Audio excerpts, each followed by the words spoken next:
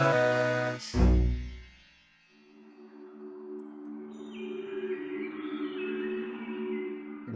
to the Hilaritas Press Podcast, where we explore the vast world of Robert Anton Wilson. I am your host, Mike Gathers, checking in with today's episode on yet another recent release from Hilaritas Press, Every Day is a Good Day, an anthology of writing and interviews of Illuminatus co-author Robert Shea, assembled and edited by prolific blogger Tom Jackson. Tom has maintained a daily blog on Robert Anton Wilson, RAWIllumination.net, for going on 15 years now, which equates to well over 5,000 individual posts. Bob Shea's son, Mike Shea, joins Tom and I and shares some very entertaining stories of his dad and life growing up with the other Bob. I really enjoyed this one, and I hope you do too. And if you're a Dungeons and Dragons fan, be sure to check out Mike's website, slyflourish.com, linked in the show notes, on how to run great tabletop role-playing games.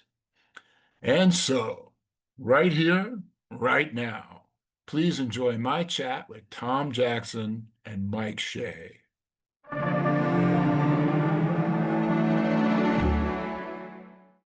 Mike Shea, Tom Jackson, welcome to the Hilaritas Podcast. Thank you. Mikes. The multiple likes. Yeah, we got the jinx happening here. Both people talking at once. So we're here. We've got a book out. Hilaritas has a book out on Bob Shea. Every day is a good. There it is. Tom's got his copy right there in front of him. Every day is a good day, and good is all in caps. So let's start with that because there must be some meaning there that I'm missing. For years, Robert Shea did a little fanzine, and he would end every zine by saying every day was a good day. It was kind of his personal philosophy, and it was one that he wanted to get across to other people. So I thought that it was kind of a nice way to summarize his outlook on life. And when I was trying to think of a title, that's what I came up with. Nice. And is good, did he always capitalize good? Is that? Well, he put it in italics. So I didn't know how that would work in a book title, so I capitalized it. I was struck when I was reading your book. There was an interview, one of the two interviews by Neil Wilgus. He asked, "What do you do for fun?" And his response was, "Everything I do is fun." Mike, you want to comment on that? Sure, that was true. You know, he loved what he did, and he had lots of different projects that he would work on, and so he was a full-time writer during the day, but boy, he filled his office with all kinds of projects that he'd be working on, and the idea that when he was done writing for whatever novel he was working on, he would switch over to writing for fanzines, both articles that he'd write for other people's fanzines, and then managing his own fanzine. Which back then, there was I don't remember how much of it was computerized at the time. So he was writing novels on a computer. At least Shike was written on a computer, but Illuminatus, the book he had written previously, was all typed. But putting together a fanzine was literally cutting pieces of paper together and pasting them on a sheet, and then going down to our local library and Xeroxing them. And so he did that too. But one of the stories on the idea of every day is a good day, one of the stories that I is always very close to me, was when he would reach the end of a novel. One of the back then there were you would print, and most printers then were called dot matrix printers, and they looked terrible. And his editor, Al Zuckerman, said, "I'm not going to read, you can't submit a book on that. You have to type it." And so I think he spent about, the number that jumps to my mind is like $2,000, which would be God knows how much now. And on a letter quality printer, a pretty rare letter quality printer that essentially would hammer out the equivalent of a typewritten page. And it was loud and big. And he would finish a novel, and he would have to print it, right? And it was thousands of, it was 1,000 pages, right? I've got pictures of him holding these big stacks of, big stacks of paper. I don't know if that's going to come up on the camera. It's not going to. There it is. There you go. Yeah. And so he would have to print it all, and it would take him like a week, right? Like, because you didn't put a big stack of paper in there and hit go and then head off for a couple hours. You had to feed each sheet of paper into the printer one at a time. And so he would feed the paper in, and he'd hit the space bar, and it would hammer out really loudly, and then he'd pull that out and he'd put it face down in a stack, and he'd do that for like a week. And I was pretty young, and I was like, is this killing you? Like, that's got to be the worst. And he's like, this is the best part. This is my favorite part of writing, because now I get to watch this like bits on a screen turn into a physical book, right? One sheet at a time, I get to watch it turn into a physical book. And he'd have to do that a couple of times. So that was like an example of sort of, and he was very big into Zen and meditation and, kind of being in the moment. And so that sort of activity was the exact kind of activity he really, really liked. So that was an example of him finding a good day in something I think would drive the rest of us bananas. Well, that's interesting. I love that story because what comes to my mind is that is like a magical act of Right. bringing something into creation. That's the way he thought of it. Yeah. Right. Yeah, he didn't really seem to get into magic and the occult. He had the more Zen Buddhist Yep. approach to mysticism. Right. Was there a balance there where he did see, if we called it a magical act, maybe he would call it something different, or I think he saw magic in the same way that like Stephen King sees magic in writing today, which is the idea of like, telepathy over time, right? That like, we were able to reach into the minds of different people and taking what we have in our mind and turning it into something solid that somebody else can then read later and Mm, digest. I think he was big into that, but not so much from the, pure spiritual sort of right. idea. But I certainly, he absolutely loved that act of creation. Yeah. And he seemed to have this certain idea of the writer's, a lot of writing is receptivity, like Right.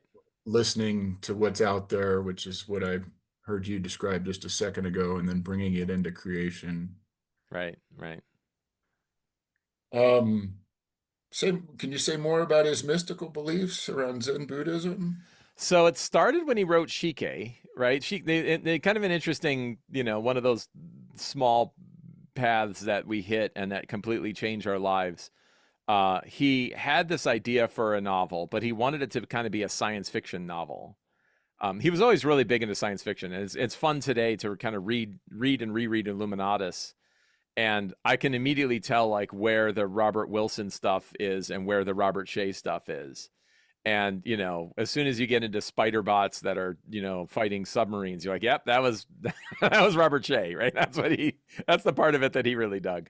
And so he really wanted to, he was interested in doing a science fiction novel. But Shogun had just come out, and his agent was really, hyper aware of sort of where the trends are, and said, "How about setting it in Japan? Right? What would you think about setting that science fiction novel you want in Japan?" And my dad was like, "Yeah, I could do that." Right? And I don't think he really. So as soon as he got into something, he would dive into it with, dive in absolutely, and he did with his research of Japan and Shika, and he loved Shogun, right? I remember, fondly at home. And he studied Japan and mysticism and the samurai and Zen, and really took to it so much that like it became a regular part of his life. Like he bought an authentic samurai sword, which I still have, right? Like a 500-year-old samurai sword that he bought, and I've got it up in my bedroom. And and then he meditated every day. Like he had a 15-minute, in his office. He had a closet door he would close and a rug he would kneel on, and he would sit and meditate for 15 minutes every day. And it really became a very big part of his life, all throughout his life, all the way to the end. And so but the interesting thing I always think back to is I think I would have liked to have read this science fiction version, right? Like, I'm very happy with Shike and very proud that he wrote it. I would have liked to seen the other one too, right? And it would have Nice. been very interesting if it had gone the other way. Now I don't know what his life would have been like if he hadn't done that kind of research and dove so heavily into that. So that's always one of those little butterfly effects that you can never truly follow. And then of course how it affected my life in the same. So yeah. Yeah. Well, before we go there, I guess maybe we'll dig into the book a little further. And Tom, I'd love to know how this came into existence. Well, as you know, Mike Gaithers, I have to figure out how to w refer to each Mike. A lot of Robert Anton Wilson's books are anthologies where you have maybe two or three interviews with him and you collect short pieces. And the idea with the Shea book is kind of to do the same thing. I've been collecting short pieces by Robert Shea for years, publishing some of them on my blog. And I kind of got the idea to do a book that would be similar to those Robert Anton Wilson books, such as, for example, Email to the Universe, which you're kind of almost a silent co-author of, Mike Gaithers, because you founded the R.A. Wilson Fans website, which collects Wilson pieces, and Email to the Universe is basically highlights from the website that you founded.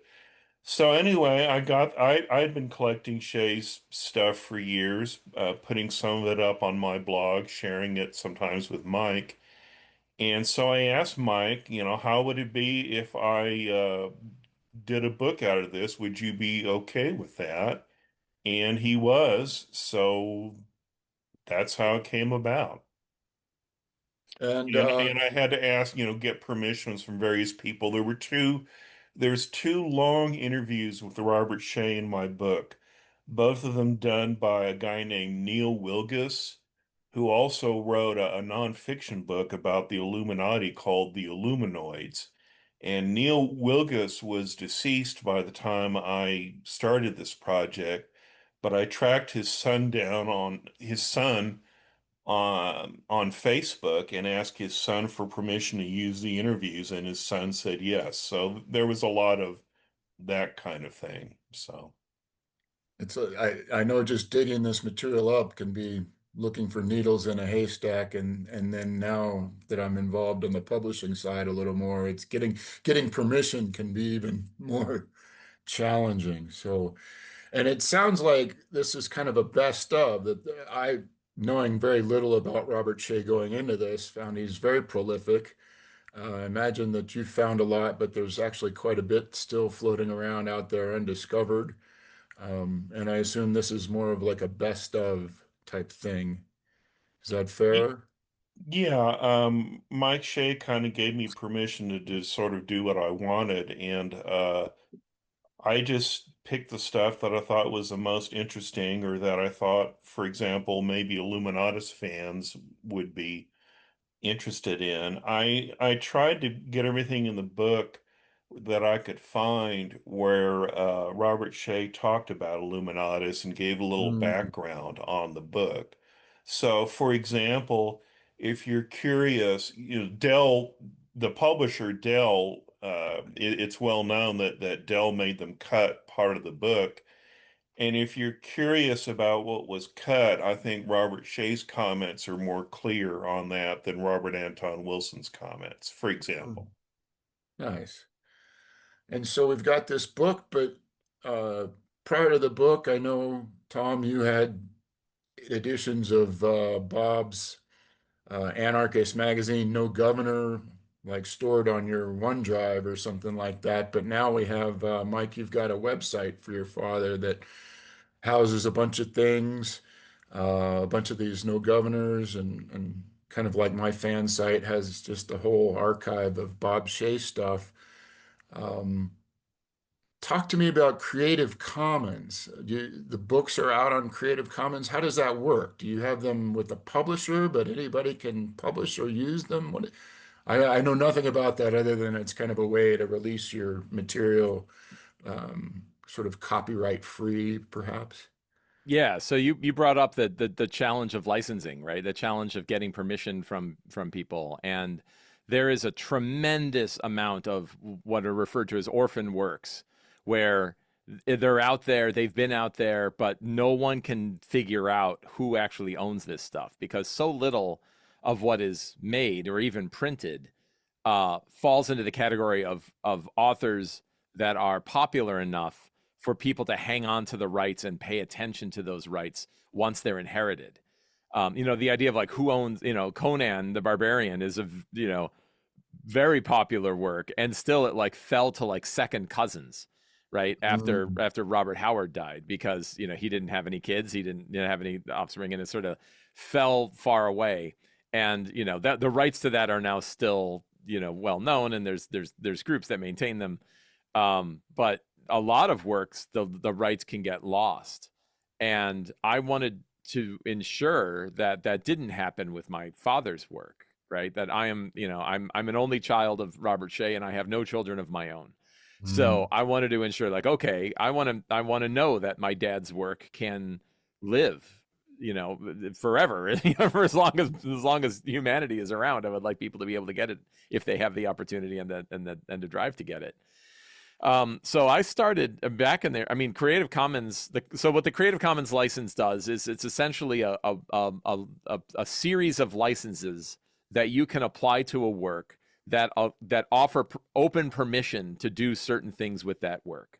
And there are several different licenses that go from high levels of restriction to relatively low levels of restriction, and they Mm. control things like, can you use it for commercial work or not? Do you have to release, if you use parts of this work in your own, do you have to also release your work under the same kind of license? Or do you not care about those things? And then one of them, which is known as CC0, is the full public domain release, where there is no restriction whatsoever. The least so that's the least restrictive, is all rights are released, right? You can, not only can you do whatever you want with the work, you can do whatever you want with the work and never reference the fact that you did it from a particular work, right? You can literally just take take direct text and say it's mine, right? Yeah. And that's public domain, right? Now, the history will show that like people don't forget who wrote this stuff. So even though like, a great deal of H.P. Lovecraft's work is now released under, it has, that is now in the public domain. The length of time since Lovecraft's writing of Cthulhu kind of stuff is now in the public domain. People are not going to forget, for good or bad, that H.P. Lovecraft is the one who started the whole Cthulhu mythos and stuff like that. But it takes like, I think it's like 95 years, right? It's a long time Right. before this stuff happens. CC0 allows you to do that much sooner.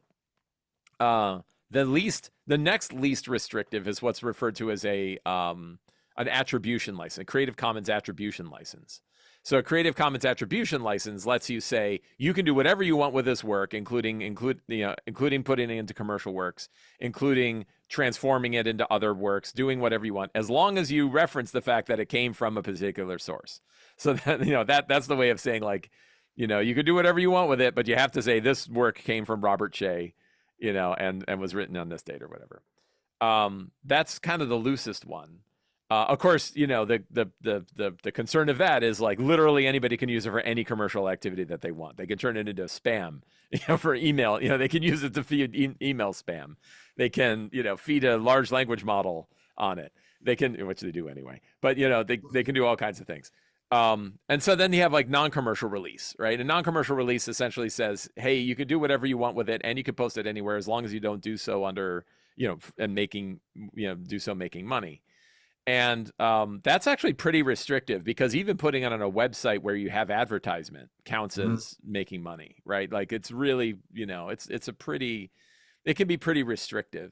And then there's like the non-commercial share alike, which is like not only can you not make money, but anything that you do with this, you also have to release under the same license that this is. That's called a viral license, a license that requires that you also follow the same license. So I've used different Creative Commons licenses for different things. I tend to lean towards the non-commercial license with my dad's books, because there are commercial companies that are still, putting options on them. Illuminatus regularly gets optioned for TV shows or movies and things like that, and they tend not to go anywhere.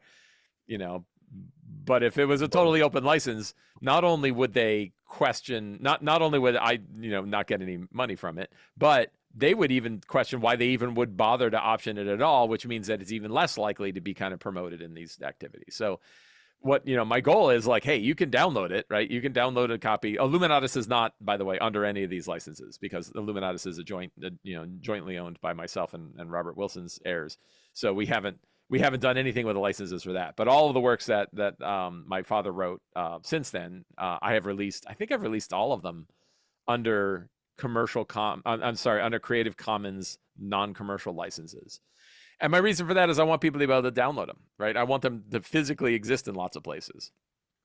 And on occasion, I've had people who grabbed them and then created like Amazon print-on-demand copies of them, and I have to be like, hey, that's against the license. They're like, oh, it's free. I'm like, it being available on the website doesn't mean you have the rights to do this commercial work on it. I probably do at some point plan to release them under just attribution licenses, so that people really can do whatever they want with them, because a lot of these books, the money coming in is pretty insignificant, and it would for I think for the preservation of the books, the idea that people could it's cost people money to put them in places. So for them to be able to spend money and earn that money back somehow to keep the work alive, I think is probably worth it. I have a whole other sort of writing and publishing thing that I do, and I release a lot of material and not under Creative Commons attribution licenses, so that people can use them in other works as well. So that's really important to me. And the preservation of his work is really important to me. When I Nice. read Robert Shea's novels, I'm struck by the fact that they would make pretty good movies. So I hope you don't put them in the public domain too quickly, because I'd love to see an adaptation of Shike and All Things Are Lights and that kind of thing. But the practical effect of what Mike Shea has done is that if you want to read any of Robert Shea's novels, you can go out on the internet and download an ebook. So. Yep. Yeah, you can get them in HTML or an ebook or whatever. Yeah.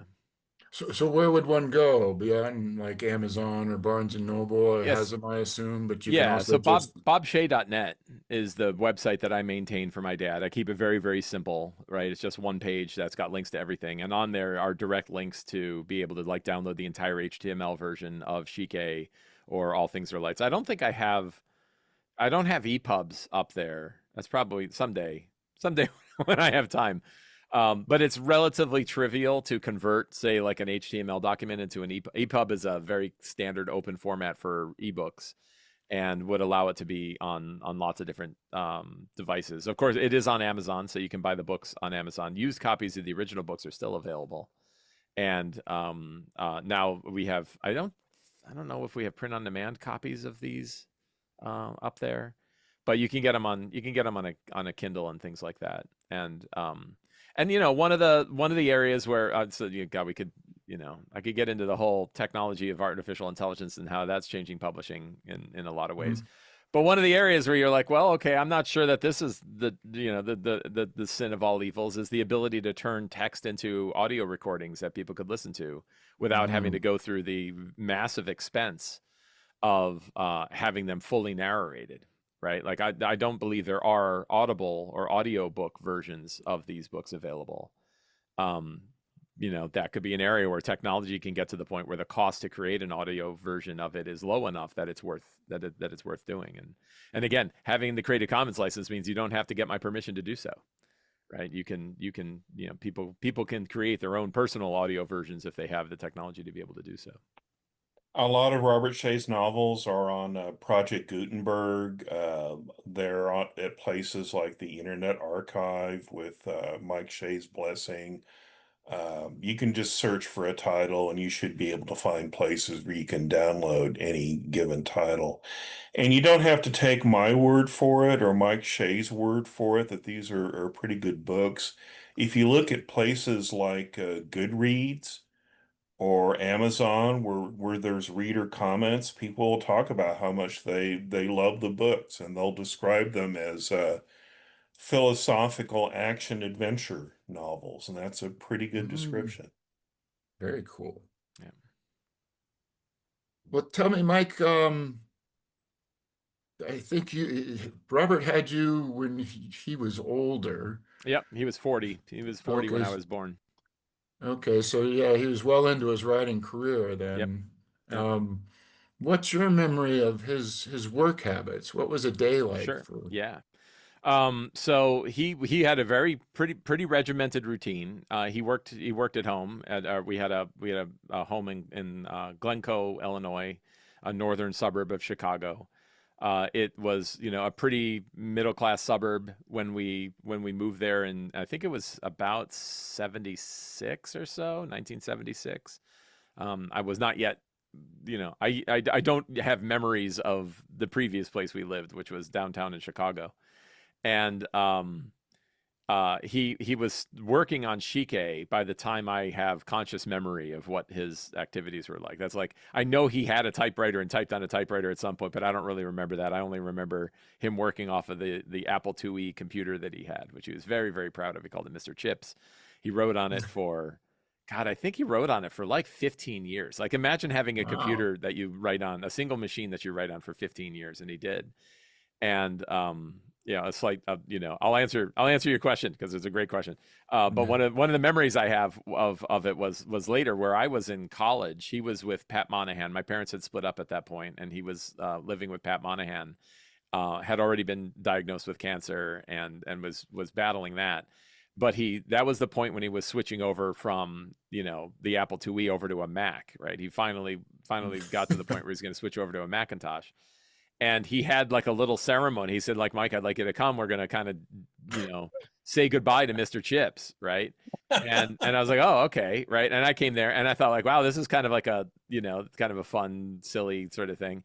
And he burst into tears, right? Like he Mm. totally lost it. And I was shocked because like I'd seen my dad cry like 3 times in my life, and I can't even think of the other two, but he was so emotional about the amount of time that he had spent with that machine, hammering out book after book, and all the work that he did on it. And he was really, and Pat understood it and embraced him.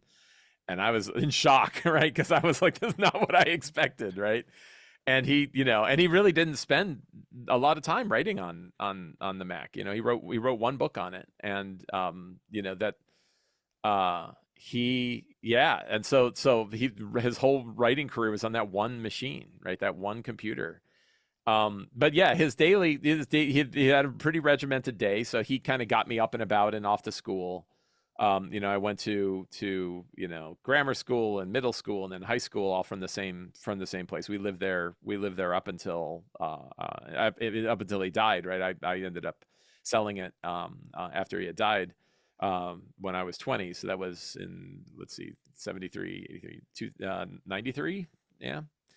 And yeah, so he'd get me off to school and he would write in the morning and he would take a walk downtown to our local town, run errands and walk back. So walking was a kind of a big piece for him. And then he'd write in the afternoon and then would be still Mm. writing when I got home. Usually I'd pester him with something that would interrupt him and he'd deal with whatever my nonsense was, and then he would go and write again until evening when we would have dinner and kind of go off. And then when we were done with that, he'd go back into the office to work on what other projects he had, right? Which would be things like writing No Governor or writing Buck Rogers, writing the people who publish Buck Rogers comics, asking for more Buck Rogers comics, or whatever he was into at the time. He did admit, my mom told me this, that he said at one point that my dad came to my mom and said, like, I have something to confess to you. And she's like, oh no. Like, what's this? He said, I take naps in the afternoon. And she's like, what? And he's like, no one's home and no one's around, and I go and I take like an hour nap, and I feel guilty about it because it's like everyone's off working and Mike's at school and everybody else in the world is doing stuff. And I'm like, hey, it's time for my siesta. Right. And he would, he would take a nap. So I don't remember any of that because I never caught him. Right. Walking downstairs, all, hair all up on one side. So, he hit it well, but apparently that was a thing for him. But yeah, his and those I think the routine was really important to him. He really lived, he lived a regimented life, but he also, you know, he had a lot of stress from it too. I have a big box full of old journals that he wrote, and I read it, every so often I'll go through and kind of read some of his old journals. And one of my absolute favorites of his, because, for me, it was very much him, was we had a cellar in our house that was kind of an unfinished cellar. And, it was always filled with crap, right? Like everybody's cellar. It was filled, had a pool table that became a train station table that became a storage table for other things. So it was like an archaeological dig of 3-4 layers worth of crap on it. And he wrote a couple pages about here's the steps that I'm going to take to clean up the basement. Right. And it was like a pretty, step one, right? Here's all the step. And then he had here's the philosophy I'm going to keep in mind that's going to help me take on the task of cleaning out the basement. Right. And it was maxims that he would put into his mind in order to get his head into the right space so he could overcome this insurmountable issue of our messy basement, right? And that very much was like him. That's not just enough to here's the steps you're going to take to clean the basement. You also need to have a clear, set of brain programming to get your head into the right space. And then he died and never did it, right? The cellar was a catastrophe. And then what do? We threw everything away, right? We went in and, we cleaned out the whole house in a weekend. So it would not have taken that much time in the end. But of course, we had other issues than worrying about every specific thing that was down there.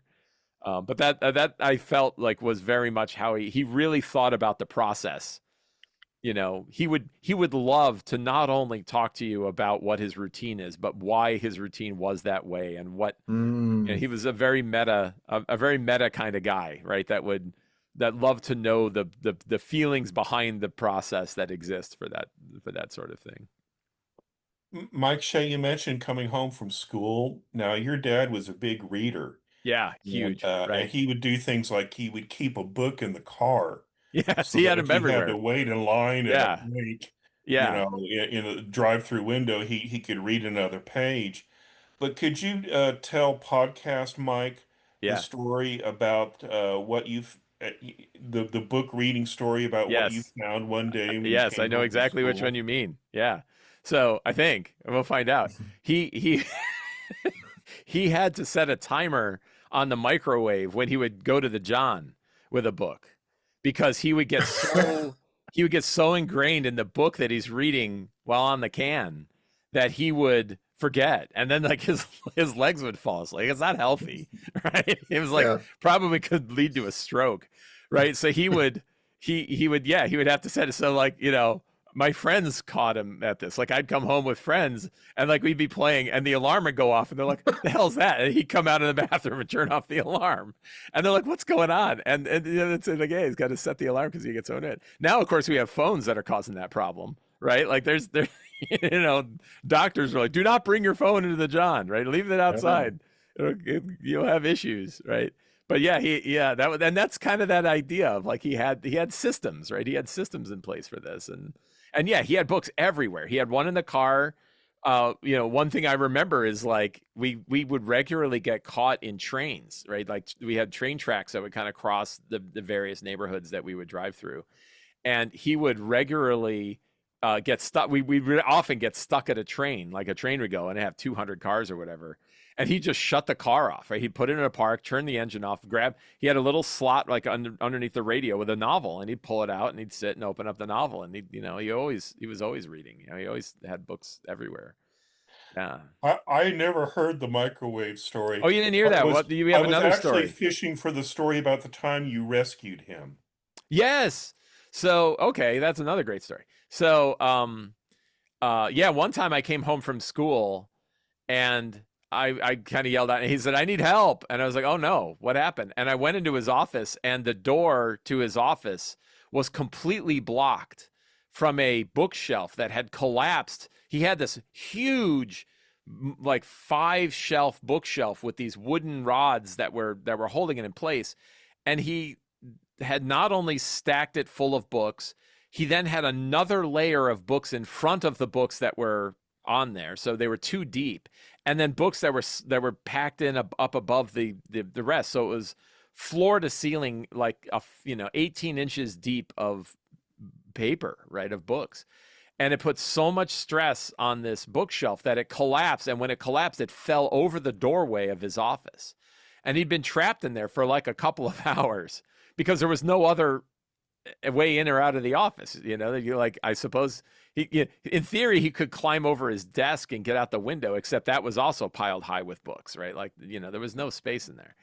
And so he had been in the 2 hours, and probably loved it, right? He had to go and take all the books off the shelf and build these giant stacks throughout his office to get the bookshelf to the point where he could move it back into play. I mean, it was destroyed. He had to put a new bookshelf in there.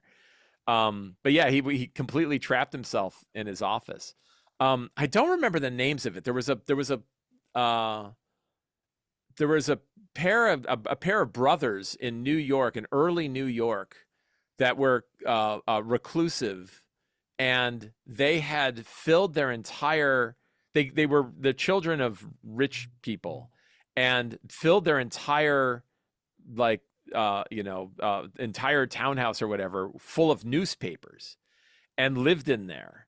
And they were very kind of paranoid. They had certainly had mental issues they were dealing with, and were paranoid, and built like traps out of newspapers so that if people tried to break in, newspapers would go. And the tragic story is one of them got killed by his own trap, and the other one could not was wheelchair bound and couldn't do anything and died. And so there was this massive newspaper thing, big articles about this people, and the newspapers they found that were like 100 years old that were buried in this place. And my dad loved that story. He was just fascinated by that story, and then almost had the exact same thing happen to him, right, in his own office, where his own giant bookshelf full of books collapsed. Yeah, and honestly, now I've got the same problem. I am now in my office, and I have 3 bookshelves. Well, no, way more than that. 4 or 5 bookshelves completely packed with books, and then at my dining room table, I literally just got more piles of books that I have to somehow fit into this office. So I'm in much of the same. Apparently, that apple doesn't far fall from the tree there either. Right. I will reinforce my Precautionary bookshelf, though. I will put some kind of mechanism in place to make sure that I don't get trapped in here. precautionary tales. Yeah, right. Tell me, and this kind of reflects my own bias, but and I know it was early on for you, but he was fired from Playboy in Yep. '77, and what I would say made a move from employee to entrepreneur. Yeah. And additionally, he had several unfinished works before that, and he credited psychoanalyst analysis for making him more productive and Mm-hmm. getting from unfinished to finished works. Mm-hmm. Again, I know you were really young when this happened, but I'm curious if you could say much about his journey from employee to entrepreneur and becoming more Yeah. effective and productive as a writer. Yeah. So I don't remember it directly, but I certainly remember conversations about it, and him talking about it, and yeah, he remembered, like, because again, I don't remember exactly. I would have said it was 76 when we moved to Glencoe, but I don't think he worked at Playboy when we moved, right? So it could have been 77-ish when we moved, but I'm not sure. I don't know if I have the time. It also seems weird that we'd move to the suburbs if he didn't have a job. So some of that I don't Mm. remember. Some of the little history back there, I could talk to my mom and she'll probably remember. But I remember that. Yeah, I asked him. I was like, "What was that like?" And he said, "It sucked, right? Like, he didn't. Not it's my words, not his, right? But like he said, like, yeah, it wasn't." He said, I felt bad. He goes, I remember like walking out of the place and walking down the street and feeling like, I was a failure, and that now, this thing that had gone. And my mom was working in advertisement at the time, so she had a regular day job type job, and the two of them talked about like what they could do and what whether he should go to try to find another job. And I don't recall him trying. Like I don't know that he tried to apply for other day jobby kind of jobs, and then decided to go full time. And Illuminatus, you guys will have to help me out. You probably know better than I do about when that was published. It wasn't published while they were at Playboy, was it? That was afterwards. Well, it wasn't published while Wilson was at Playboy, but I want to say it came out perhaps while Yes, Shea was still yeah, in I think Playboy. so. Because right, it's 75, right? '75. If I So have it right, it's 75. So he was still working there, and so and Illuminatus has always been. I mean, Shike did very well, but Illuminatus is always the one that had long legs. So I think like they felt like or my parents felt like they could make this work. That between my mom having regular income mm, from her work in advertising, and my dad having advances and royalties coming in for books, that they could make it work. And it did, right? And Shike did very well. Like when Shike came out, it did very well. I remember we had new cars and we had fancy vacations and things like that. From that, so it worked out. But yeah, going back to the question of like specifically leaving Playboy, he certainly was disappointed, and sad to leave Playboy. But I think, you know, I mean, he kind of changed a lot of his life around that time, right? Like he was kind of very big in the like Chicago intellectual scenes and things like that. And then he had written about it. I think they're in some of the essays that are in the book, that written about like that transition of going to Chicago suburbs, right? Becoming a suburban author, right? mm, And I mean, obviously it worked for him, and he was very happy with it. And even though his later books didn't do as well, and we had fewer new cars and fewer fancy vacations, the longer that went, he loved like going to the local bookshop where they knew him, and he would do book signings there. And he did a lot of local events, and he wrote a book about one of the areas, right? He kind of later on in his career, got commissioned to write a book called From No Man's Land to Plaza del Lago, which was one of the last books he wrote. That was commissioned to as a piece for this one location, that kind of sat, that sat on the northern suburbs of Chicago, which is a pretty mainstream book for one of the authors of Illuminatus to write. Like it's not the kind of book that you would expect.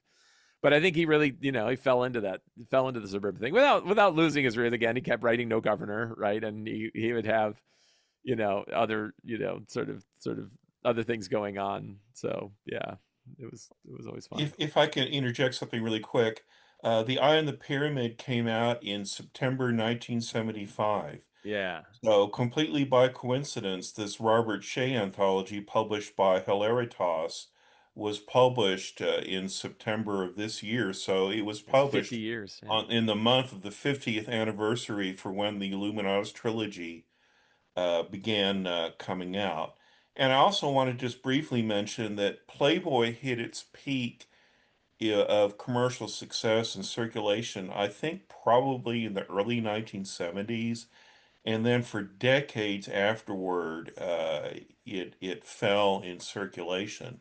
So although uh, Robert Shea understood intellectually that it wasn't personal, they had to downsize and they had to cut staff. He did take it hard and he did take it personally, but it really wasn't a reflection on him or on his abilities. And he continued sometimes to contribute articles to Playboy yeah, magazine, even when he was not on staff at the magazine. So yeah, I appreciate that. I think I said he was fired from Playboy earlier, but probably more proper to say he was laid off yeah. as That's the correct. Yeah, he was laid off. Right, right. He wasn't. Yeah, and and it does talk about that time period, and I believe one of the Wilgus interviews where he continued to get freelance work from Playboy, and he maybe also. maybe it was the Shike contract that really getting the sign on for that is what really Yeah. kind of Um, gave him the confidence to one move other forward. one other perk was he got a lifetime subscription to Playboy, which was, as a young boy and a young teenager growing up, a quite probably the most from my perspective, the most valuable thing he got from that The relationship. gift that keeps on giving. Yeah, and his collection kept getting smaller, and my collection kept getting bigger. I don't know how that happened. Yeah. I think that happened in my house too. Well, I'm curious, not knowing very much about Robert Shea going into this. There was an interview that I had collected years ago that was Bob Shea and Bob Wilson right around the time of the Illuminatus play. And then Tom Jackson slowly starts trickling Robert Shea things out with his blog. Um, but reading this book, I think I really like Bob Shea and his perspective on the world. And he seemed to follow what I'll call the middle path, a very Buddhist kind of perspective on things, where he just like didn't get overly caught up on one side or the other, always kind of had a take. It's like, well, here's where some things could be this different, but here's what I like. Um, and I guess what I'm getting at is I never saw any mention of psychedelics, which is Mhm. such a big part of the Robert Anton Wilson scene. Mhm. Um, did your dad, do you know, did he dabble with psychedelics? But what can you tell me about that? Yes, so a couple anecdotes. One was that when I was born, so my mom tells this story that he had a fancy roach clip that he had. I don't remember the details of the fancy roach clip, but when I was born, he made a choice that he was going to let pot go and threw away his super fancy roach clip, which was a kind of a monumental sort of thing, and had a big impact on my mom when he did that. I also remember that there was a time when I think he had talked to my mom and said like, "Hey, I'm thinking of taking LSD," Mm. and it freaked her out. She's like, "I don't know, like I don't know if I'm gonna have the same husband, right, after this experience." And I don't.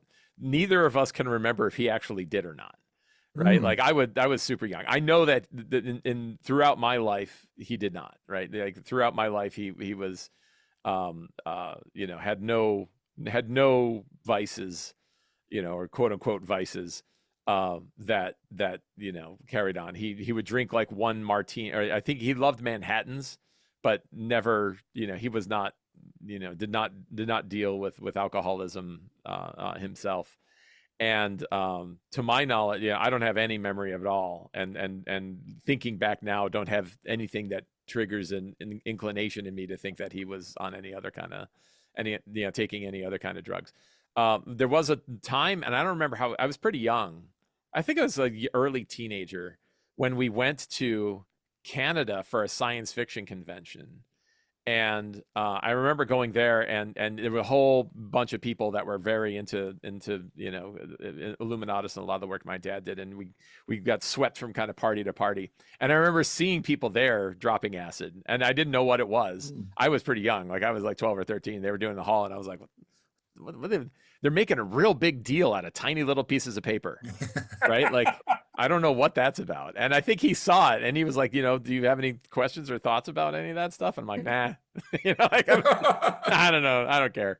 Right. And so there was, but generally I was not exposed to it much either. Right. Like I don't, as a child, I wasn't exposed to anything like that. So, and I know, and it wasn't because my mom was like super strict about it either. It was, but he really did. I think when he made that transition to the suburbs, and you don't see it in any of his other writings, right? Like if you look at the other books that he wrote, that it doesn't really have a big place in those books either. And I think he kind of let a lot of that go when he moved to the suburbs, and kind of, I think by his own definition would say kind of went more mainstream, right, in the work. Again, never letting go of the culture of it, right, and never condemning the culture of it or anything like that. He certainly never was, judgmental of anybody else that was involved in any of that kind of stuff. But he himself did not. Yeah.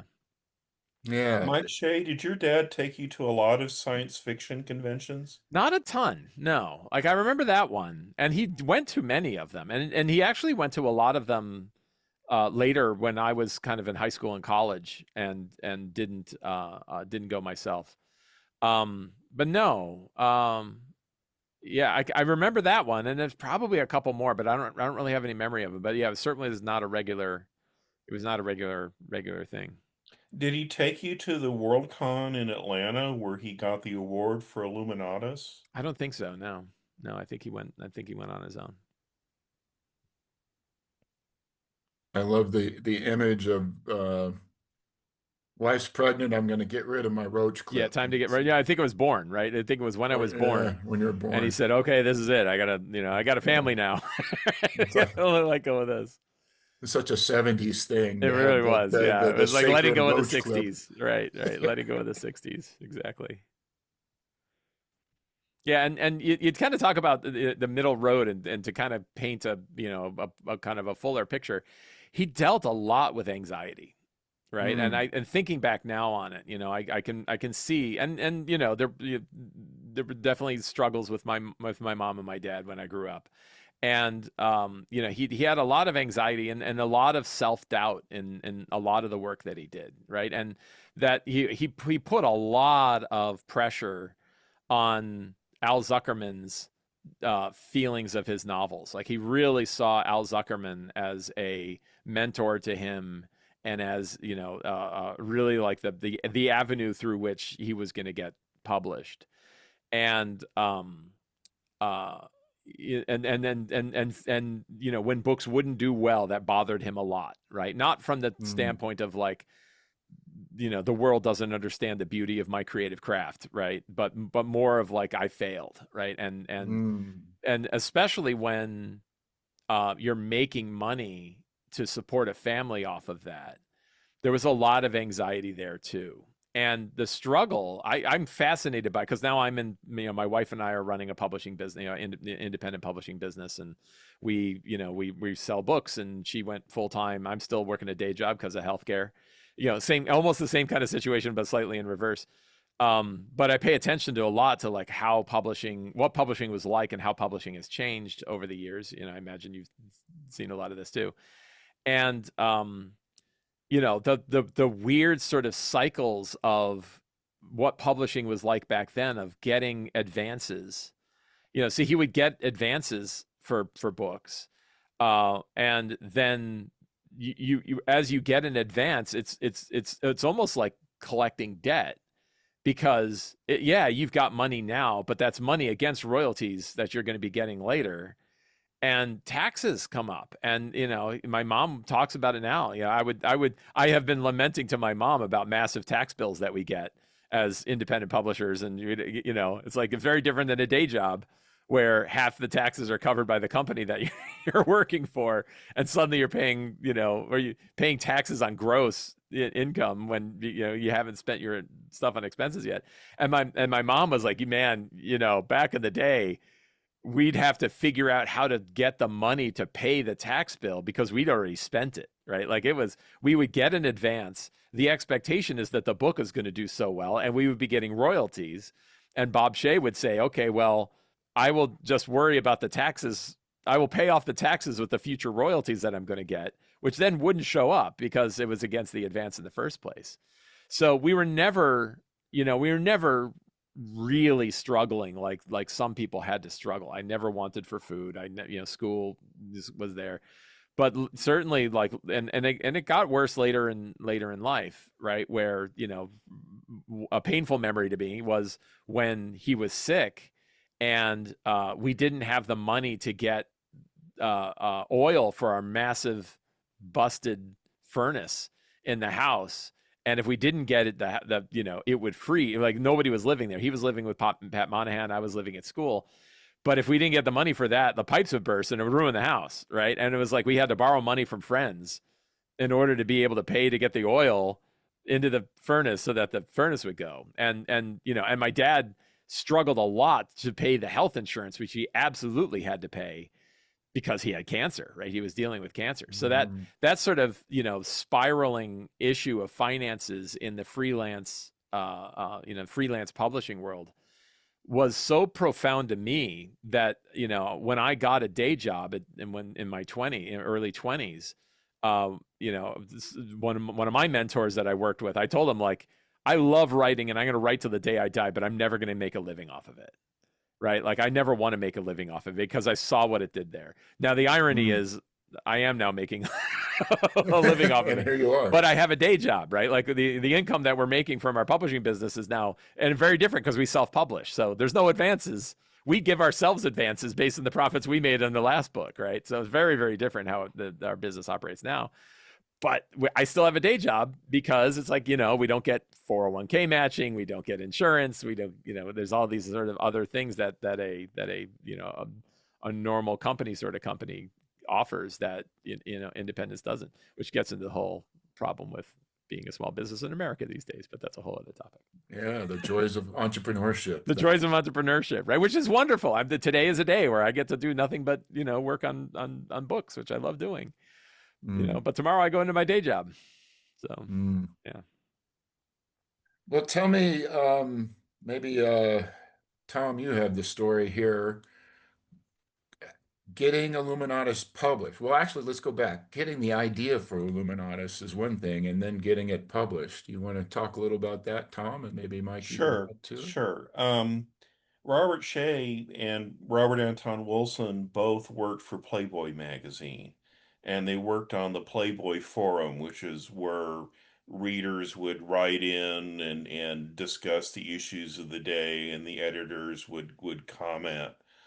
And on payday, the Friday of payday, there was kind of a ritual where the two Bobs would go to a bar in Chicago and have a few drinks, and they would and one time they were talking about all the conspiracy theories that people would send in to the Playboy forum. Obviously the 60s was a terrible time. There a lot of major Americans were assassinated. There were a lot of conspiracy theories circulating, and Robert Shea said something to the effect of, we could get a book out of this.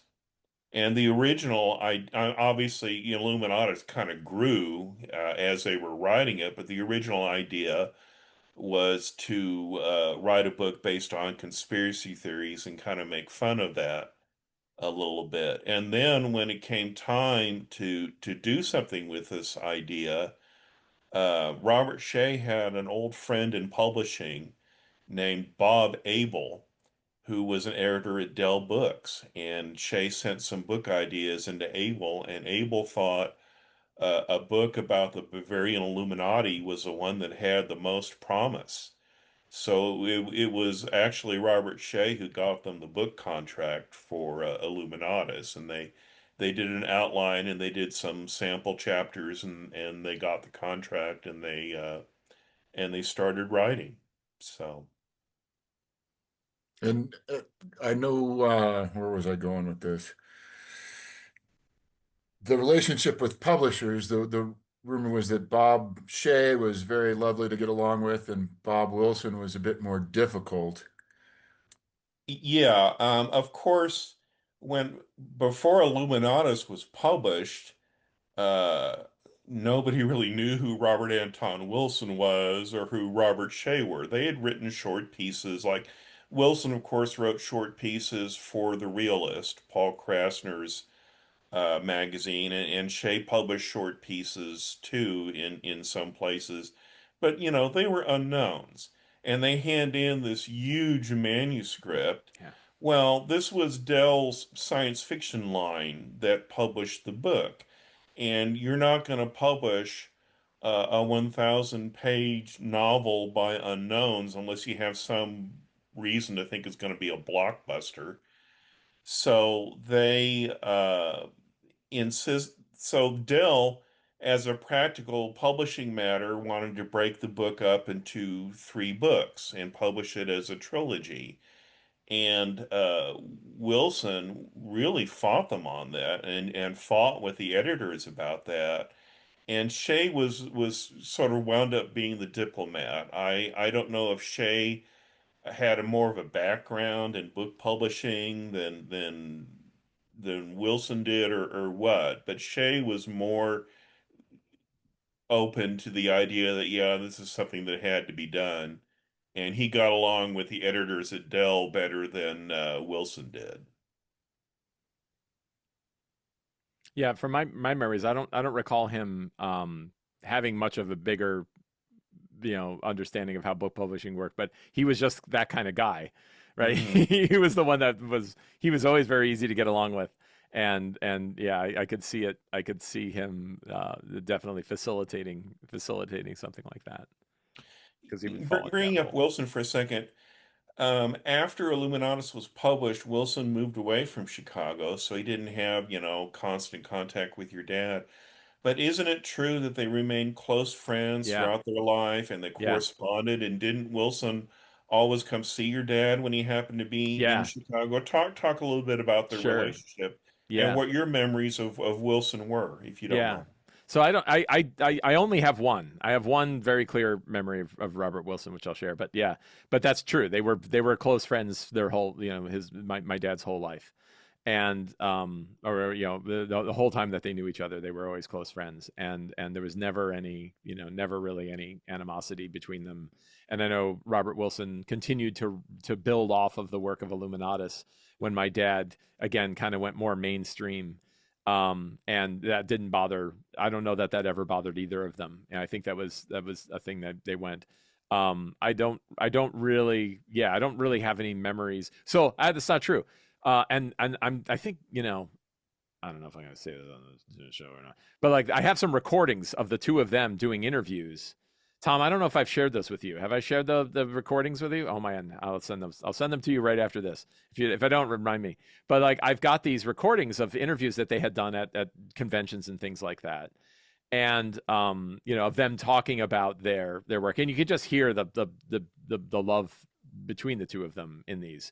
So those I listen to because it's the only recordings I got of my dad's voice that I can continue to listen to Oh. and kind of hear him again. That's sort of reverse telepathy, right? Like I get to be with my dad again one way, right? And yeah, but one thing I remember when my dad died, that Robert Wilson took it very, very hard, and we had a memorial service for my dad, and Robert Wilson flew in for it, and all I remember is it was like the cast of The Matrix showed up, like it was like five guys in trench coats, in black trench coats, surrounding Wilson, who came in, and everyone else is kind of like, wow, like who are these guys? Because they were very different from everybody else that was at the memorial, and he couldn't say anything, right? He was so hurt, by my father's death. It affected him so much that he really couldn't talk to anybody about it, but he wanted to be there. And he had like people that knew him that would hang out with him that were definitely from a different a different crowd than the northern suburbs of Chicago typically were.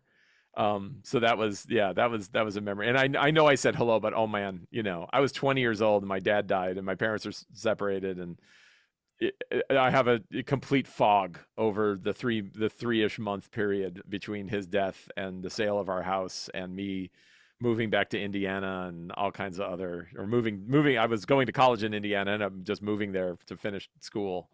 Um, that I don't really remember much else other than that, but I just remember the crew he came up with definitely looked different than everybody else.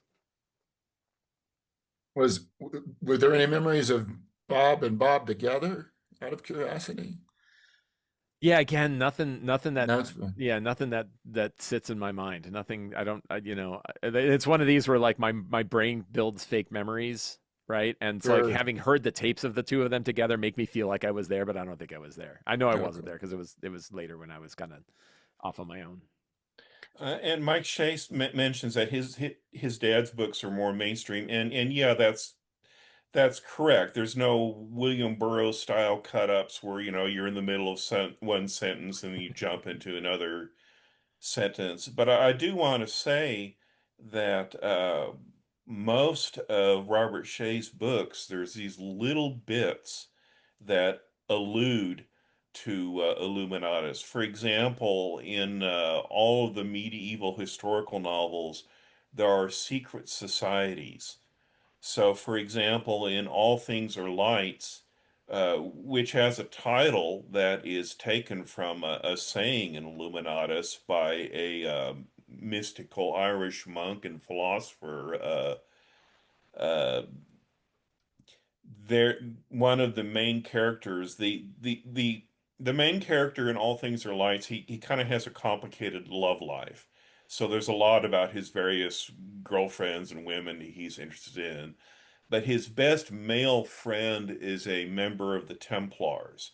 And eventually it develops that this Templar is a member of a secret group inside the Templars. That's kind of like the Illuminati.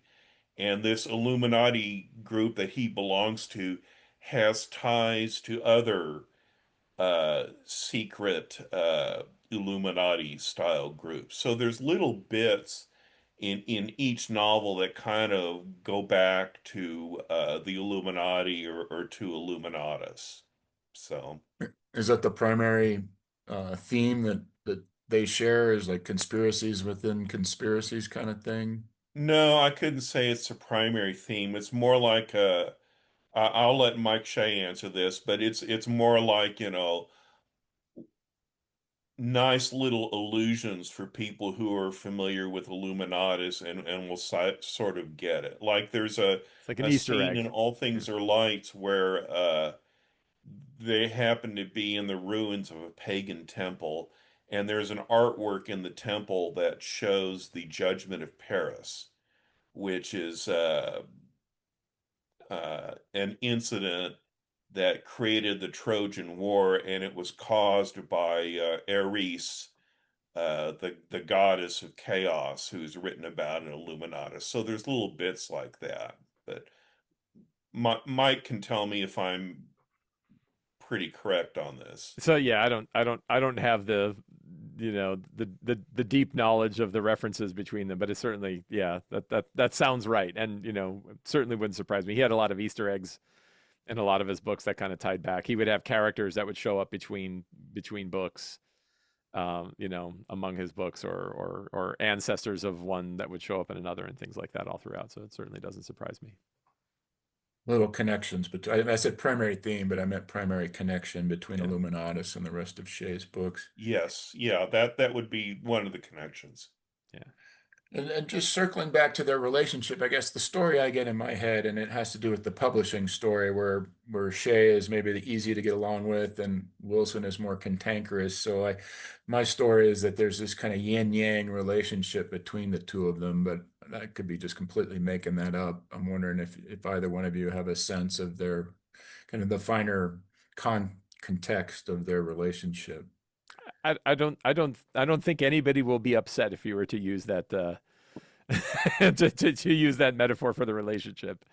I don't have anything that tells me that that wasn't the case. Mm, They weren't these two sides. They both. I mean, it's funny because like I can't imagine. I've written books where I've had worked with other authors, and I've had those good experiences. But the amount of intimacy of their drive that goes in there, it's hard to imagine not bashing heads, on occasion when you're writing that. But I've never had any indication that that was the case. There's something that it's interesting that you bring that up because Wilson and Shea both had ambitions that they were going to be book authors. They were both huge readers, and they always had harbored this desire they were going to be famous authors who published a lot of books. But they both had trouble finishing books until they wrote Illuminatus. And in this new book, this new Robert Shea book, Shea talks about how they had this incredible synergy. And suddenly, by working together, they were able to finish a very long book and launch two literary careers. So they were really in sync.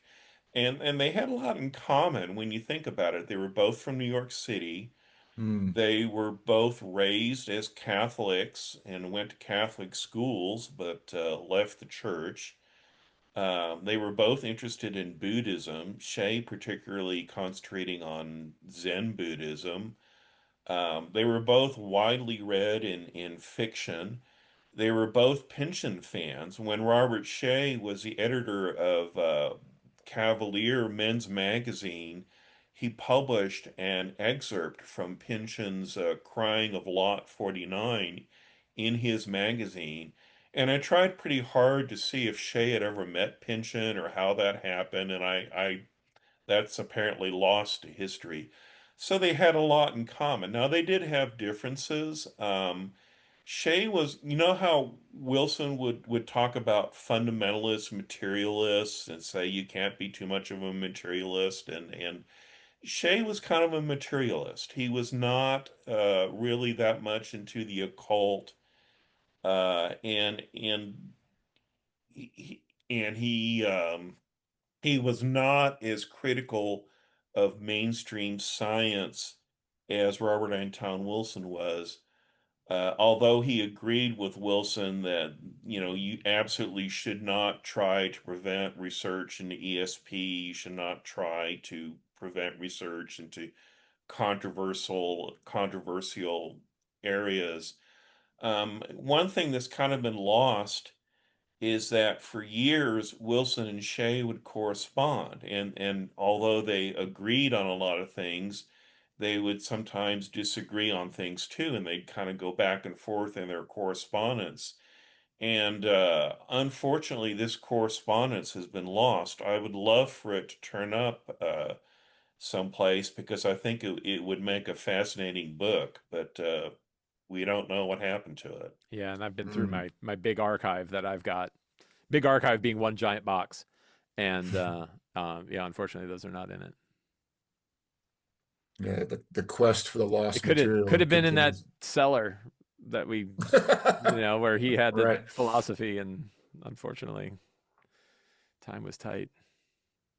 Out of curiosity, do you either one of you have a sense of like how much of Illuminatus is Bob Wilson and how much is Bob Shea? If you were just to look at I was, the yeah, I might be making this up. I was always in the impression that it was almost like every other chapter, hmm, right? I thought that they, and I don't know if that's perfectly matches, but again, I always had that feeling of like, oh, this chapter is clearly a Robert Wilson chapter, and this chapter is clearly a Robert Shea chapter. But like I said, I don't know that I could back that back that up with actual evidence. Um, well, that's your impression. I wouldn't expect you to go through page What yeah, by page and tally it up. Tom, did you what have a Robert Shea would say was that there are certain parts that are more Wilson, certain parts that are more his. For example, Wilson was the big H.P. Lovecraft fan and read a lot of Lovecraft. So the use of the Cthulhu mythos in Illuminatus is pretty clearly Wilson. Shea wrote uh, the Atlantis section mhm. in Illuminatus. And originally, that section was actually a lot longer and it was written as a screenplay. And when Dell pressured them to make cuts in the book, they changed it into a synopsis. I could see that as a good way to co-write a book is trading off chapters and then through the editing it all kind of starts to blend together and become a product, a co-production. Yeah, one of the fun things about the Atlantis section, I think, is also where the Illuminati, or the spider bots come after them, right, and attack the Yellow Hmm. Submarine. And in the play version, they had spider bot props that were made up of tubes and a big light up head, and it had a little handle with a switch. You could put batteries in it, and in the play, people would turn these on and they would race around in the thing. And we had one of them, and my dad had it in his office, like hanging up in the corner, this cool like spider, this cool spider bot with like light up eyes that you could have. And unfortunately, I have a poster of the performance, the play that went on, but I do not. The spider bot is unfortunately also lost in history. But I remember it as a kid and loved it. Very cool. Well, is there anything, Tom, you'd like to ask Mike or anything you'd like either one of you'd like to say here at the end? We correspond pretty regularly. Yeah, fair enough. Well, Mike, I really appreciate what you've done to put your father's work out there, and am really captivated by Mike Shea now. I haven't had the time to finish all of Tom's book, but I'm certainly on the hunt for more reading for Bob Shea. Yeah. So I appreciate what you've done there. And Tom, good grief, how long have you been doing your blog on Robert I, Anton Wilson? I think about 15 years. It's, Daily for 15 years. yeah, yeah. So is that like 45,000 posts if you go one a day? It's a few. I was going to ask Mike Shea if he has a favorite or maybe more than one favorite of his dad's books. Oh, I mean, I love Shike, but Shaman, I think I love Shaman a lot too, right? Like that I mean, he'd really honed his craft at that point, and he loved that so much, and he did so much research again, driving all over the U.S. to go to the places that he was talking about in this. So I think that's definitely one of my favorites. And yeah, and just And, on the preservation side, when you're talking about keeping the website up, Tom's interest in my dad's work is, so vital for and creating this as a book, right? Like, I'm so happy that there is now another book in print that has this stuff because you know, books last, right? They last longer than the ephemeral internet that we have, and as much as you try that. And then Tom, the only thing I'll say is find a way to preserve your blog. Like There you go. make sure you're backing that up, you know, because domain names can go down and websites can go down, and it's all this stuff. It's really easy as hard as it is to preserve physical stuff. It is harder to preserve digital stuff. and tell podcast Mike just a little bit about Shaman. It's kind of a departure from all these medieval historical fantasies and the research your dad did for that. Yeah, unfortunately, like it's been so long since I've read it, I don't know that I can give a really good synopsis. Well, it's about the Black Hawk War in Illinois, so it's actually set in the early 19th century in what was then the American frontier. And you told me that your dad actually traveled to some of these Yeah, places and, absolutely. Yeah, did some hands-on or research right, of right. And he was standing that in he the was places he looking was into. writing about, which is different than what he could do when he was doing, Japan or Europe. He could be there and really like that. So would that be a recommendation as a good place to start then? There's not that many books, so I don't know why you Yeah. shouldn't read all of them. Uh, I think they're all a joy. Yeah. all right. Well, thank you both for your time, and we'll catch you on the next side. Awesome. Thank you. Really appreciate it. Thank you, Mikes. Yes. Yeah. Yeah. And Tom, as always, I so much appreciate the work that you've done for my dad's work.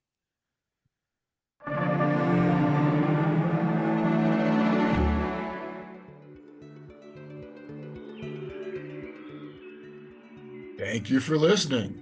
I hope you enjoyed it. Thank you to Tom and Mike for taking the time to chat. Thank you, as always, the Robert Anton Wilson Trust and the Hilaritas Press workhorse, Richard Rasa, for editing and production. Our next episode may or may not feature returning guest, Original Falcons Nick Tharcher. Until then, I am your host, Mike Gathers, signing off with love and cheerfulness. Amor et Hilaritas.